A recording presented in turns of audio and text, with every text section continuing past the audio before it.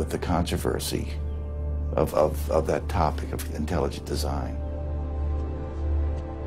I have never been treated like this in my about 30 years in academia. We received a similar reception at Baylor University. They refused to admit that what had happened to Dr. Marks had anything to do with ID. Certainly the conversations I've had, this has not, the intelligent design situation has not been the thrust of the conversation. It's a procedural issue, and that's the way we dealt with it. Funny, that's not how Dean Kelly put things in his original email to Dr. Marks.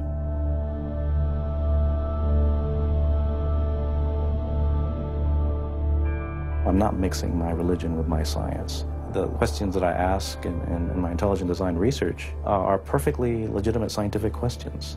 At least the top guns at Iowa State were willing to own up to their actions. What we wanted to stop is the use of the name of ISU to validate intelligent design elsewhere, and we did succeed. I really think a lot of Guillermo. He's a great guy. So, I mean, that's why I'm kind of disappointed, all right, that he should have just left this alone. So, in my opinion, should have just left it alone. Dr. Hauptmann elaborated further on his great regard for Gonzalez.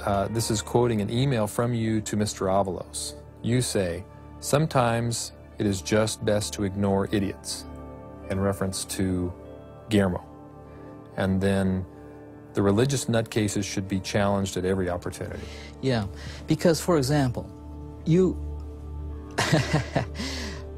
in that case, I'm thinking more of, say, the creationist crowd who claims that God put all the animals on an ark and that's it, all right? That's where all of our animals came from today. That's crazy, okay? You shouldn't be insulting even children with that kind of thing. So these are the idiots, all right? They've always been around. They've always been around. Going after the perpetrators in each of these cases wasn't getting me anywhere. So I reconnected with Dr. Berlinski and Dr. Schroeder to see if they had any advice.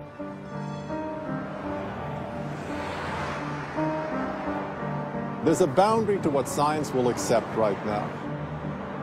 I think the parallel is exactly this wall coming down. Ask any Berliner on from the east side what it meant to have the wall come down.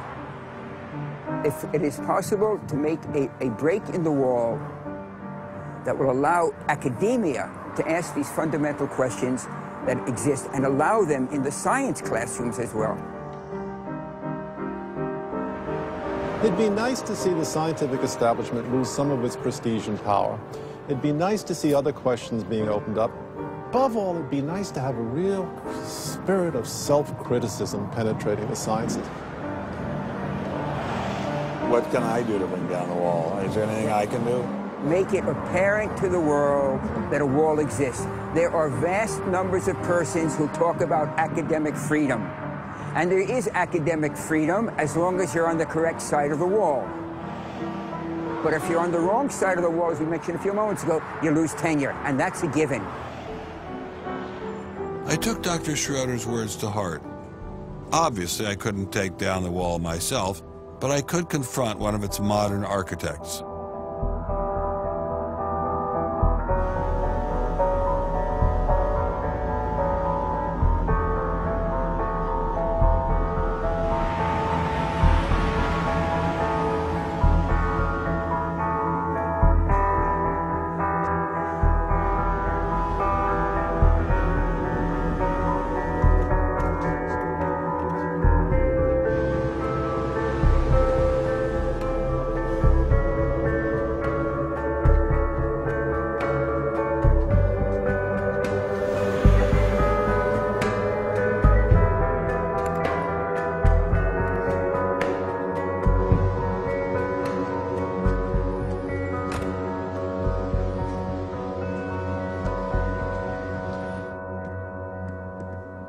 Hello, Professor Dawkins. How are you?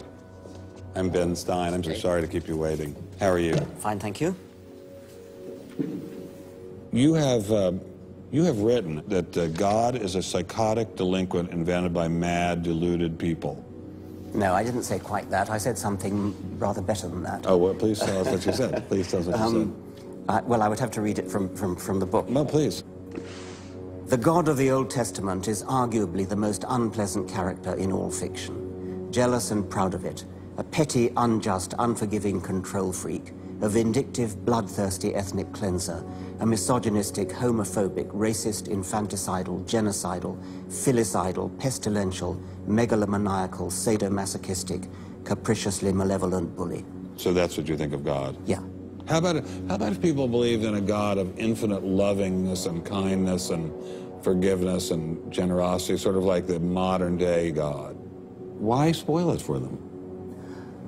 Oh, why not just let them have their fun and enjoy it? I mean, I don't want to spoil anything for anybody. I write a book, people can read it if they want to. I believe that it is a liberating thing to free yourself from primitive superstition. So religion's a primitive superstition? Oh, I think it is, yes. So you believe it's liberating to tell people that there is no God? I think a lot of people, when they give up God, feel a great sense of release and freedom. Why do you think that? I mean, what's your dad? What's your scientist? What's your dad? I think, well, I've had a lot of letters saying that, and I've... There are 8 billion people in the world, Dr. Dawkins. How many letters have you had? No, I haven't done that. That's quite true. Professor Dawkins seemed so convinced that God doesn't exist that I wondered if he would be willing to put a number on it. Well, it's hard to put a figure on it, but I mean, I'd put it as something like, 99% against or something. Well, how do you know it's 99% against, say, in 97%? No, I did. You asked me to put a figure on it, and I'm not comfortable putting a figure on it.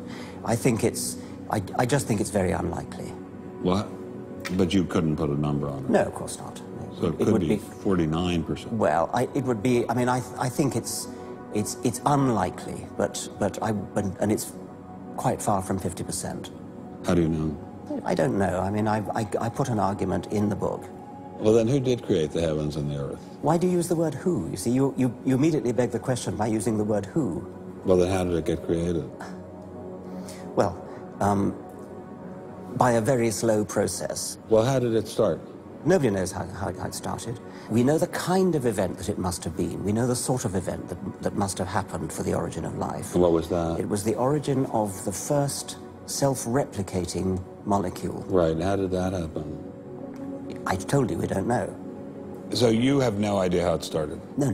Nor has anybody. Nor has anyone else.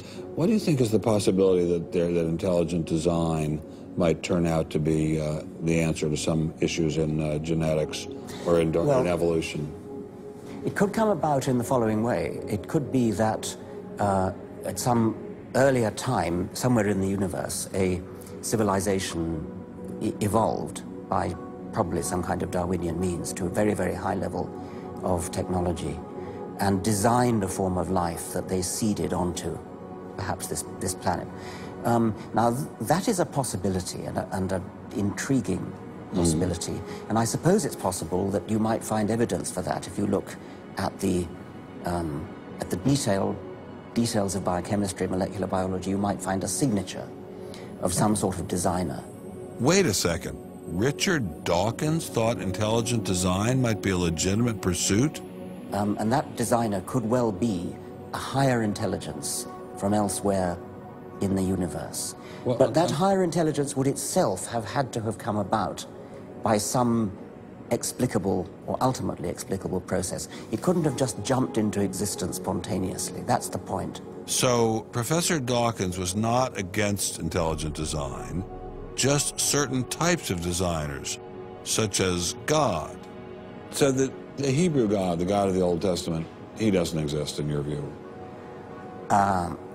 Certainly. I mean, that would be a very unpleasant prospect. And the Holy Trinity of the New Testament, nothing like that. Do you believe in any of the Hindu gods? Like Vishnu? How can you ask such a question? You don't, how could I? I mean, why would I, given that I don't believe in any others? You don't believe in the Muslim God? No. I mean, why do you even need to ask?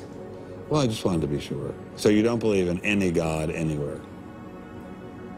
Any God anywhere would be completely incompatible with anything that I've said I assume. Yeah. I just wanted to make sure. You don't believe in any God anywhere? No. What if after you died you ran into God? He said, what have you been doing, Richard? I mean, what have you been doing? I've been trying to be nice to you. Yeah. I gave you a multi-million-dollar paycheck over and over again with your book, and look what you did. Bertrand Russell had that point put to him, and he said something like, "Sir, why did you take such pains to hide yourself?" But if the intelligent design people are right, God isn't hidden. We may even be able to encounter God through science, if we have the freedom to go there. What could be more intriguing than that?